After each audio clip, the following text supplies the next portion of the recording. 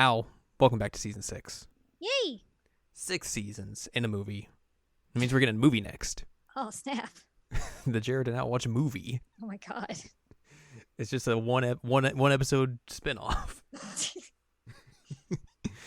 Yes, we are back after 2 weeks away doing some other stuff. By other stuff, I mean not doing anything. We were waiting for this thing to come out. We were waiting for this thing to come out, which is it's an interesting proposition that we have for you this time here on Jared and Al Watch. It's a podcast where we watch things week by week, and then we talk about them. I'm Jared, joined as always by Doc Al and Ladium. Hello. And this time it's a little bit different. All 5 seasons before this, the whole show has been out. So we could be like, man, you want to watch like 5 episodes in a row and record them? Easy. Easy peasy. This time we can't do that. Nope. Because this show is currently airing. So we have to watch week by week along with everyone. Like plebs. It's terrible. How dare we have to do this? So this is going to be an interesting way to do this. Because we're going in relatively blind, which is, again, a relative first for this series.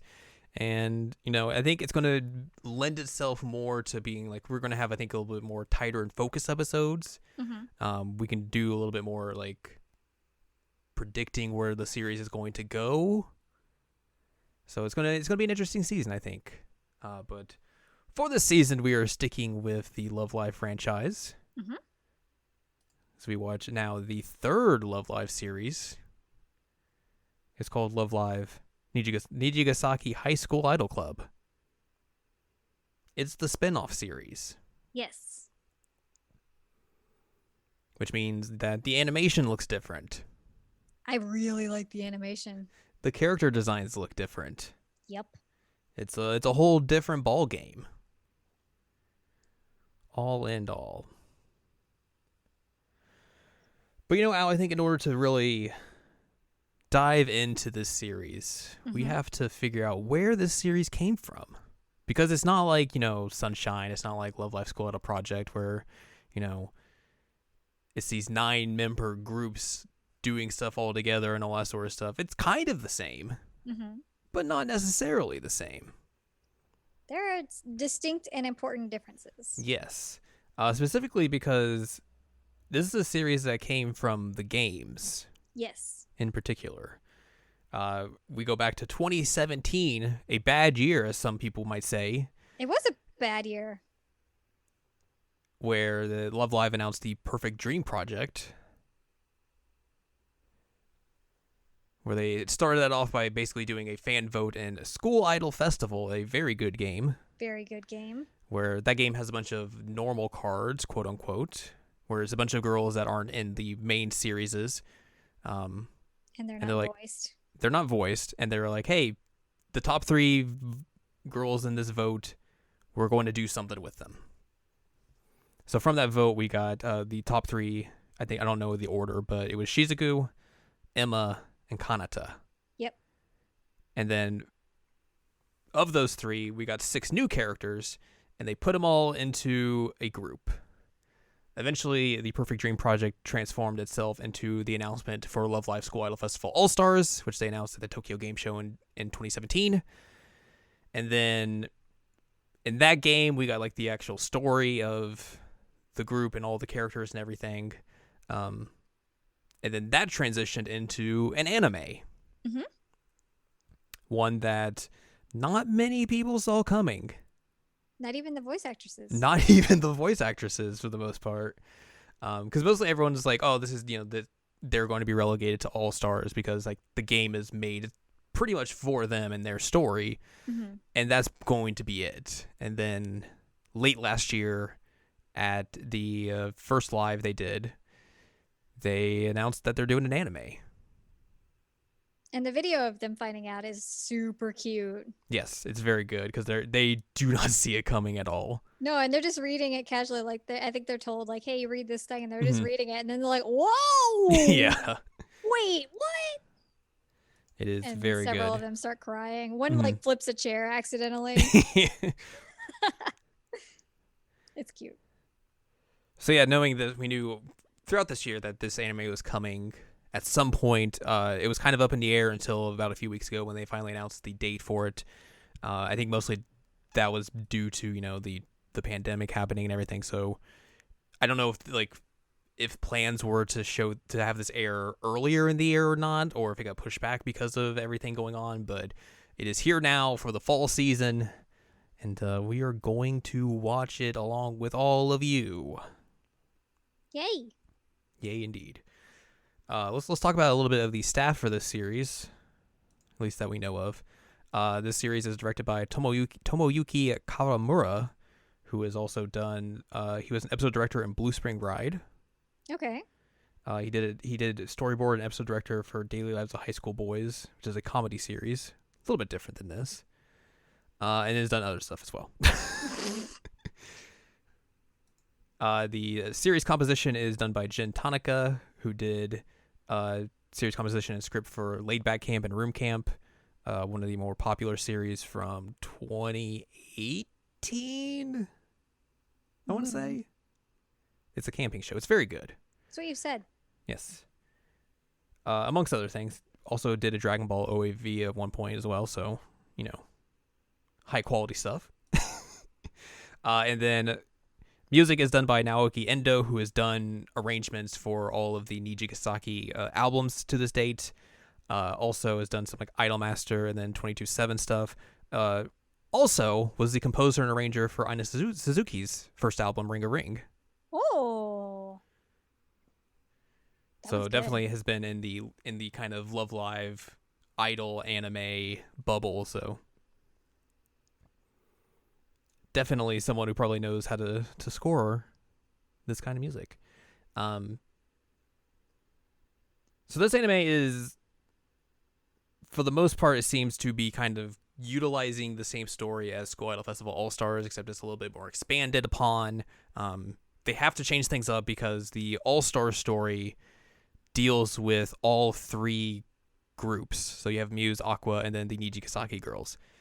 Obviously, Muse and Aqua are not here in this series. Like, there are specific instances in this first episode where characters mention watching idol stuff, but they very much do not even mention Muse or Aqua. So we don't really have like an idea of like where this could be timeline wise or whatnot. But it's also interesting that this is a Love Live series where they are not mentioning a previous group, which that was something that Sunshine kind of like built its first season around. So it's gonna be interesting to see if like they will eventually kind of dive into that history of Love Live in this series or not. But a lot of this series and like the way they kind of introduce the Nijigasaki girls and everything is like, in a way, does a lot of like breaking traditions within the Love Live franchise, which I think is something that's very good and kind of been needed, because if this was like another instance of the similar story that Love Live and Love Live Sunshine had done, I don't know like how effective that would have been. Mm-hmm. And this is taking, obviously in a whole different direction. Yeah, I mean, it's shaking it up, and that's always a good thing. You don't want to just keep doing the same. I mean, not that Sunshine was the exact same thing, but like it's a different formula, and I think that's good. Mm-hmm. Like down to the art even being completely different. Like it's a good change, even if it's only a side story type thing. I don't know. Yeah. So all the Nijigasaki girls are here. You have Ayamu, Kasumi, Shizuku, Karen, Ai, Kanata, Setsuna, Emma, Rina, and then we have the new anime-only character as of this moment, which is Yu Takasaki. She is the protagonist of the series and basically is meant to be the player character in All Stars, but brought to life in the anime. Her name was created due to a fan vote, which they did a good job by just naming her Yu. Yep. It's just very on point. Pulling a Persona 4 on us. Basically, yeah. So with that all out of the way, unless you think there's anything else we need to mention, let's talk about this first episode. Let's do it. I have to remove my cat from my records. That's just, that's a thing you always have to do when you're talking about anime. Ugh, all right, continue. So here we go. This is Jared Now Watch Jared Now Watch Love Live Nijigasaki High School Idol Club, episode number 1, where we are talking about episode 1. It's called The First Thrill. So the episode basically begins. We see you and Ayumu out shopping. Mm-hmm. They're at a clothing store. They're like looking at things to buy. They see in a window like this cutesy get up, and Yu's like, "Oh, Ayumu, you should wear this. You used to wear all this sort of stuff right?" And then Ayumu's like, "Yeah, like when I was in kindergarten." I haven't done that in a while. And then there's like a little like kid's like bunny hoodie, and she's like, "Oh, you used to wear this when you were in kindergarten, Ayumu." And she's like, "Did I?"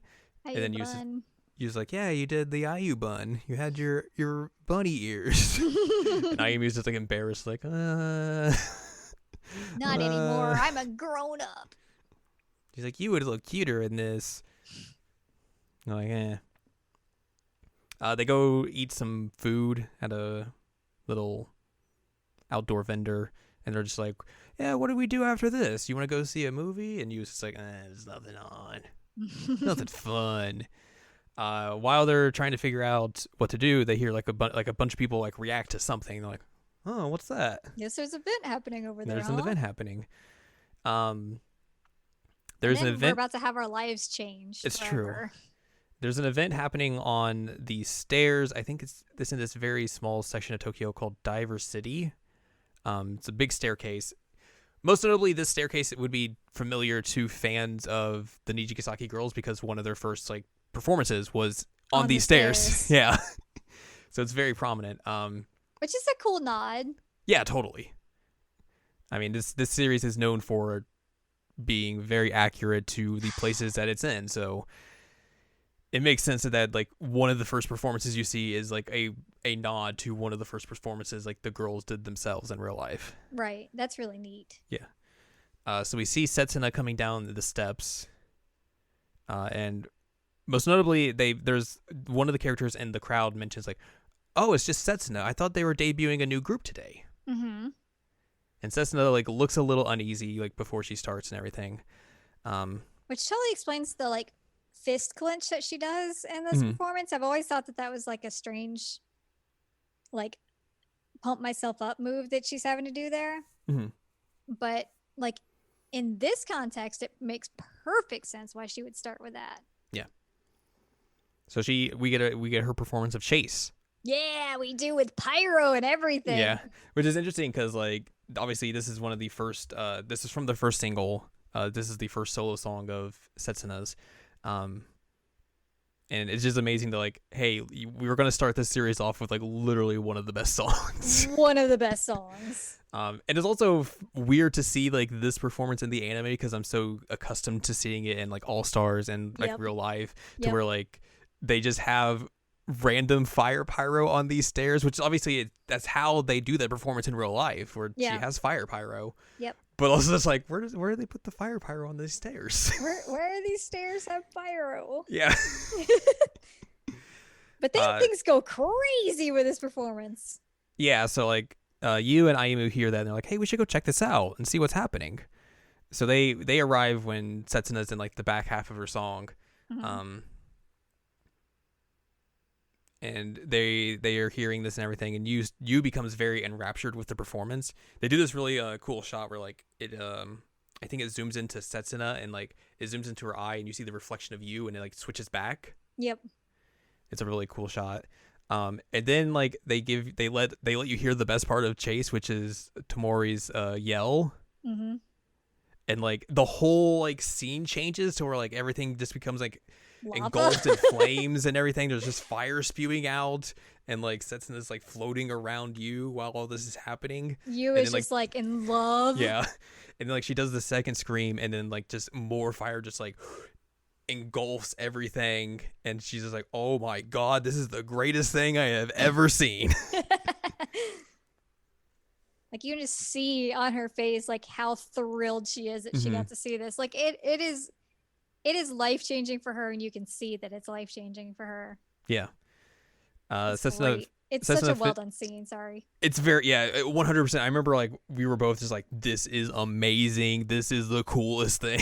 It was so cool. We've never Mhm. seen anything like that in a Love Live series Yeah, ever. like, and it does a good job of like, it does a way better job, I think, doing that compared to like what All Stars does, where it's just like, where you see like, I think it's you and Ayumu out, and they see a Muse and Aqua like duo performance, and it's just mostly like kind of like still images of Muse and Aqua together, Yeah. and they're like, oh my god, this is amazing. Whereas here, you really kind of get to see like how this really just like took to you, and like why it was like so just captivating, and made her just be like, oh my god, I've never seen anything like this before. This is amazing.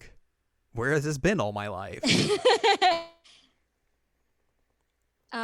So yeah, after that, then they see the poster and it's like, oh, that's our high school. We go there. But it's got all the other girls. Well, not all the other girls, but some of the other girls on it. It has the beginning members of the School Idol Club, which Yes. is Setsuna, Kasumi, Shizuku, Emma, and Karen. I believe that's right. I think you're right. Regardless, it's 5 members. Yeah. But the other 4 were clearly not there this time. Setsuna finishes up her performance and just like walks off amidst the applause and everything. And again, like there's still like this weird uneasiness with her as she's leaving and everything. Like you said, they find the poster and everything, and you was just like gushing about the performance, and you're like, yeah, this was really cool.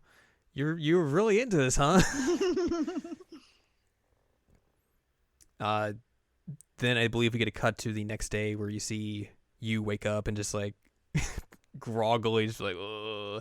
She gets a call from Ayumu, which is funny because the ringtone of Ayumu's on Yu's phone is the instrumental version of Ayumu's first single, which is interesting. Also, Yu's room is they do a shot where like you can clearly tell this is Yu's room from All Stars. Yeah.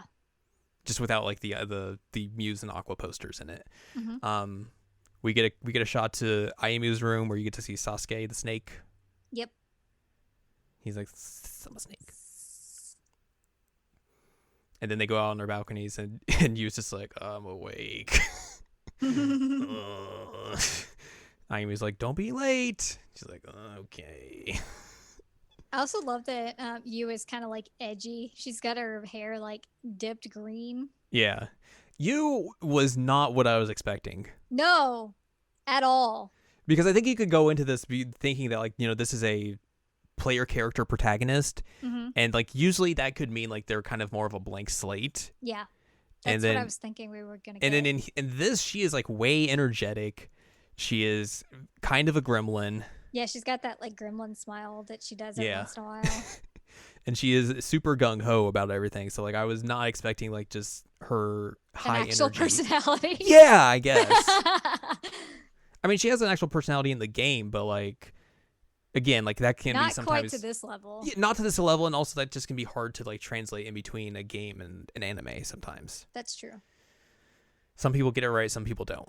Pleasantly surprised here. Yeah. So they go through their day at school, and then after school, Yu's like, hey, she goes up to Ayumi's like, hey, you want to go somewhere with me? And like just yanks her along, like, where are we going? The School Idol Club. Do you know where that's at? No. Which at this point I texted you, it was like, do they go to school in an airport?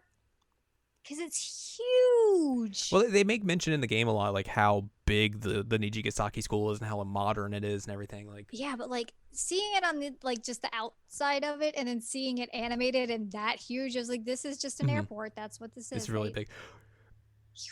Also, like it was interesting to see. Like, I think this is one of the first animes I've seen this be a thing in. But like when they did that classroom shot with you, everyone has tablets. Oh. Which is obviously a very modern thing for like high schools and everything. Especially, I mean, over here, that's the thing. I don't know. I would assume probably it's kind of similar, like being adapted in like Japan and other places around the world. But yeah, everyone had like a tablet, and like that was like how they probably had like their books and everything, how they did assignments and all that sort of stuff. So I thought that was real interesting because I have not seen that in an anime prior to this. But also like they make very like well known, like Nijigasaki is like really swanky school, really high tech and modern. So like you can definitely tell like this is not going to be a story about, hey, we got to save the school, because I don't think that's really an issue that's here. a problem. Yeah. But the club room is huge, and they can't find the school idol room because it's not on the directory. Yeah. I think they mentioned like there's like hundreds of clubs, like, because another thing you will find out in this series is that like Nijigasaki is home to just like tons of clubs, because people come here because they want to join clubs, essentially. Yeah. And there's just like a large variety of them. So like they go into one that's like the noodle shoot club. I was like, heck yeah, I want to join that one. And they're just eating noodles, and then like they're like, where's the school idol club? And they're like, never heard of it. And you're just like, oh man, that looks so good. And I'm just like, oh, we gotta go. They're like, do you want to join our club? Noodles. Oh, we gotta go. They go around a bunch of other places, can't find it, and are like just sitting on a bench watching students pass by and everything. They're like, oh man, where is this club at? They spot a pink-haired girl, and uses like, hey, do you know where the school idol club is? And she just like stares at her for like 15 seconds. Yep. It doesn't do anything. Nothing. And then we see Ai coming down the stairs, and she's like, oh, Rina, what are you doing? And Rina's just like, oh, Ai, hello. And then Ai's the one who's like able to find a map and is like, here's where it is. They're like, wow, no one else knew where this was. And she's like, yeah, it just got created this year, so that's probably why. It's pretty new. And then when Rina is looking at them, Yu's just like, did we scare her or something? She's just not talking. And then like when Ai and Rina go to leave, Rina like is like, hey, I wasn't like busy or anything. You just kind of scared me. That was it. Do you guys like idols? He was like, yeah. Ayumi was like, I guess. And Rina's like, cool. I'm leaving. Goodbye. They finally make it to the club room. Like, also worth mentioning that we do see her face here. Yeah, so that's going to be a thing throughout the rest of the series, is that Rina, we'll get to that eventually when like her episode comes about, but like usually Rina covers her face with like a notebook or something that has like different facial expressions. There's a reason for that and everything. We'll eventually talk about that. But yeah, it was really, peculiar to see like her first introduction without her mask. Mm-hmm.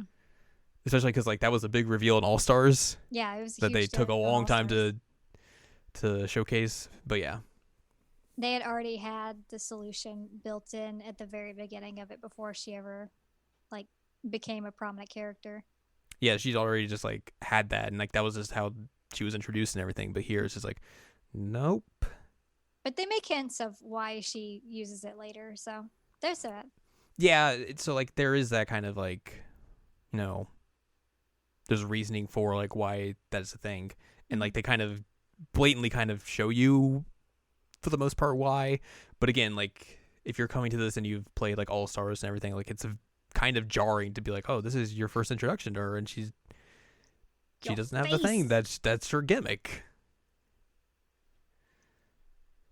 So then we find the room. So we find the room. And they're like, oh my god, yes, we're gonna see everything. This is gonna be amazing and everything. And then the student council president shows up. She's like, what are you guys doing here?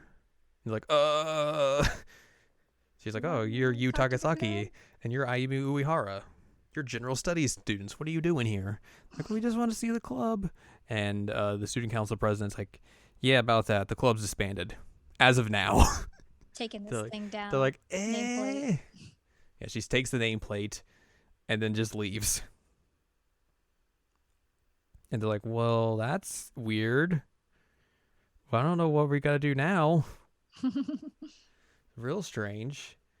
So they leave. Eventually we get like a cut between like all the other characters. Like we see Shizuku is at drama club practice. She's rehearsing lines, and then one of the other clubmates is like, oh, I heard about your other club. It's real bad, but I guess now you got time to dedicate to the drama club. Shizuku's like, yay. Kanata's asleep, and she wakes up, she's like, oh no, I gotta go. Setsuna's gonna yell at me. Oh wait, I guess not. I'm going back to sleep. I love that she's just got like a pillow on a bench outside. Yeah. Like, she knows the prime spots to sleep at Nijigasaki. She's dedicated to that nap life, and I love it. Like, I wish I had that ability. Emma and Karen go and get like coffee or something and are sad. Yeah. Basically, that's it. Yep. And then we see Yu and Ayumu back eating more food. They split a bread roll that's like honey and cheese. And I was like, that's an interesting palate choice. That could be really good. And they're like, well, that's a bummer about the Idol Club, isn't it? Like, we could have met Setsuna. And he was like, I guess she had reasons for quitting then. Yeah, because the student council president also mentioned that Setsuna's quitting being an idol. And he was like, man, it would be real cool if, like, you know, having a dream and all this sort of stuff, being able to support someone, like, that would be cool. But that's not going to happen. Anyways, let's go shopping, I guess. And Naomi was like, oh. They go shopping, look at a shirt. They're like, well, let's look at that shirt tomorrow. They get home and they're like about to like head up to like their apartments and everything. And Yu's just like, yeah, you know, we gotta study tomorrow. And Ayumi's like, hey, what if we started our own school idol club? Like, that'd be cool. I also watched the videos and everything. I was just kind of scared in case we met Setsuna, and I would be flustered and be like, oh God, I don't know what to say. Very nervous. Like, it'd be cool if you supported me. I'd very be happy about that. I'm going to go to the top of these stairs and sing now. Yep. She just throws her bag on the ground. Screw this bag. Grr. I hate bags.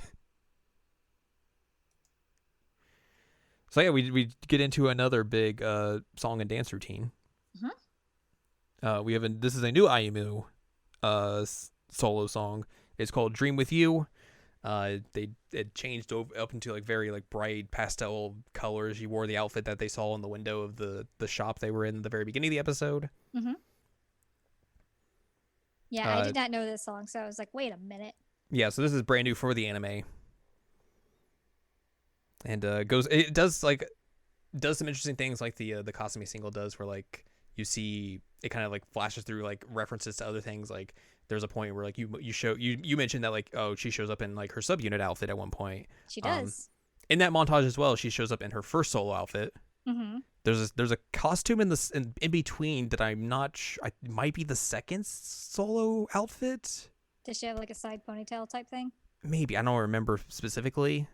But I knew it was. I don't think it's the third one, but regardless, it's probably the second solo outfit, and then she goes into the subunit outfit as well. Mm-hmm. And then she does the whole song and everything, and you're just like, "Oh my God, this is cool! Let's do the thing." There's also like cards that she gives. Yeah, you know, just they have like these weird cards that she gives. She gives one to you. I don't remember what they are, but you can buy them. That's all I know. I just remember like after like on Twitter, they're like, hey, you want to buy these? You can do that. And I was like, okay, cool. I don't know what it is. It's like a card holder or something. And that's basically the episode. We get credits, which is the credits song. Credits are actually different than what we would expect. I think that's an interesting thing as well. The credits ending is called Neo Sky Neo Map. It is not like the traditional Love Live endings have been. Like, it's more like an actual ending sequence, mm-hmm. where it's not like a whole like routine and everything. It also seems like it might break up the idea that like you have different ending themes given like if a different character is focused or not. Mm-hmm. Because I don't know how like they're going to, because like the ending is very like sequenced or like synced up with like specific characters showing up mm-hmm. in it. So I don't know how you're going to do like solo parts of that. Yeah, I don't know. Unless like they do like a different ending for that. But yeah, like that seemed also very different, which is interesting. We have post-credits scenes where we see the student council president looking at the placard for the school idol club, and also Kasumi shows up. But she showed up earlier in the episode and is also just like meh, meh, meh, meh. That's all she does. And then she shows up outside the idol club room and sees the placards gone. And she's like, "That dang student council." Ugh. I'm excited for her to go full gremlin. Oh, we're going to get some full gremlin next time as we discuss when we talk about season 1, episode number 2. It's called Cutest Girl, and it's very much a Kasumi episode. It's definitely. And like all of the scenes are just her being a gremlin. Yes. So, since we can have time to kind of predict what we think is going to happen next episode, because we don't know what's happening. neither of us has seen what's going to happen. Correct. But we have kind of an idea given off of we've played All-Stars. Mm-hmm. So in All-Stars, basically, this is kind of similar to what happens, where like you and Aimu basically are like, yeah, we should do the Idol Club because it's been disbanded and everything. And like they run into Kasumi, who's like, I want to bring back the Idol Club no matter what. I'm going to do that. And then you kind of work together to bring back everyone into the fold. So I'm Correct. assuming that's going to be something similar to what happens here, where Kasumi is going to find or gain word of like these two trying to do the Idol Club again and be like, I gotta hook up with these guys. See if they can help me, because I definitely was not on board with this whole disbanding thing. And I'm going to be a mega gremlin. Yeah. So that should be fun. I'm excited. I'm interested to see, like, because obviously, you know, the All-Star story goes up to a point where, like, they have, like, their own season, quote unquote. So I wonder if we're going to see, like, the next, like, 8 or so episodes be focused on one specific girl and how, like, they get brought back into the fold or whatnot. Or if they'll kind of, like, hurry that along quicker, like, where we'll see, like, an episode where, like, oh, here's 2 or 3 of them coming along. Or, you know, here's just one, and then maybe the next time it's a couple or something like that. Yeah, because I imagine, like, I and Reno would come together. Right. Specifically, there's stuff that's going to happen. There's stuff that happens in the All-Star story that I'm curious to see if they will do for this season. Yeah. Which has been speculation for a lot of people in particular, but like, if you were going to follow the All-Star story, I think you could definitely follow it kind of to a T and then lead up to like the finale being what happens at the end of season 1 of the All-Star story. I think that's entirely possible. But yeah, like it's, you know, we have a ways to go until we will see that, but I think that would make sense. But, you know, we have like 12 more weeks to figure that out, because I think they confirmed this is 13 episodes. Okay. 12 or 13. I mean, 13 was the norm for Love Live and Love Live Sunshine, so. I mean, they might pull a Mr. Love and make it the same up to a point and then kind of veer off. That's true. Who knows? Yeah, we will wait and see. But yeah, that is episode 1. We don't have an intro yet, so that should be interesting. We don't have an intro yet, so I think that's going to be coming next week, I would assume. I would assume. So that'll be fun. See what the intro is. I'm excited for the rest of the series, because like it's wild, I think, how much I've come to enjoy watching the Nijigasaki girls, especially like, you know, through their lives and everything, through their story, because their story is so much fun because of like just how they were kind of like the black sheep of the Love Life franchise, and now like they have big lives, they have their own anime now. It's like they're the group that like no one kind of expected to have any of this, and they've persevered and done all of that throughout, like, you know, not having the same level of like, you know, fandom or anything that like Aqua or Muse has had, but still just like they kept their nose to the grindstone and everything and just kept doing what they do, and it's led them to this point. I'm really proud of them, and like I've mentioned it to you before, I really like every single one of the characters in the Nijigasaki girls. Like I love every single one of them, and that has not been the case so far in Love Live. And like the voice actresses are great, and I just keep thinking of earlier this year in February when I saw the Love Live Fez and the people in front of me, like I wanted to fight them because they were being rude to the Niji girls. I'm just like, look how far they have come. You guys suck. They're great. Look at them. They're killing it. Makes me so proud. I'm like a proud mama. And hopefully, like, you know, with them having an anime, it'll help them gain more of that popularity and everything, and they deserve it. They totally 100% deserve it. But yeah, that's going to do it for this week's episode. Next time, like I said, we will be discussing episode number 2. It's called Cutest Girl. There's a heart in the middle of it. Nice. But yeah, if you'd like more from us, go to seasonlanguagecheckup.com or sac.cool, where you can find past episodes of this podcast and other podcasts like Season Language Checkup, Season Language Checkup OVA. You can also listen to us talk about Love Live, Love Live Sunshine, Sailor Moon Crystal, K-On!, Shirobako. 5 other complete series, almost complete. Almost complete. We have movies and some of those that we still have to watch. That just aren't out yet. You can follow us on, or you can follow Anladium at anladium.com. She's got columns and reviews. You can follow us on Twitter, twitter.com/animecheckup. And oh yeah. By the way, we have a book. We have a book. We wrote well, I'm going to have multiple books, but this is a book that we wrote together. We wrote a book. It's called One Shining Moment, a critical analysis of Love Live Sunshine. It's a bunch of just like, it's an episode by episode breakdown of the series.